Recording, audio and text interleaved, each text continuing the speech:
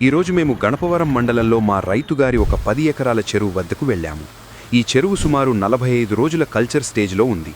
రొటీన్గా చెక్ ట్రేలో రొయ్యలను పరిశీలిస్తుండగా గిల్స్పై నలుపు మచ్చలు కనిపించాయి. కదలికలు కూడా కొంచెం నెమ్మదిగా ఉన్నాయి. చూస్తూనే అర్థమైంది ఇది బ్లాక్ గిల్ మోస్తరు దశలోకి వెళుతోంది అని. వెంటనే నెట్ వేసి పరిశీలించాము.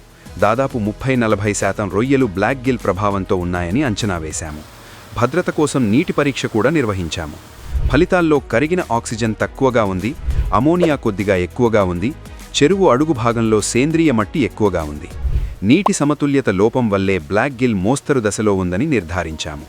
రైతుగారికి స్పష్టంగా చెప్పాము, ఇప్పుడే నియంత్రించాలి, లేకపోతే మరింత తీవ్రమవుతుంది అని చెప్పి వెంటనే చర్యలు ప్రారంభించాము. ఏరేషన్ బలంగా పెంచాము, మేత పరిమాణం తగ్గించాము.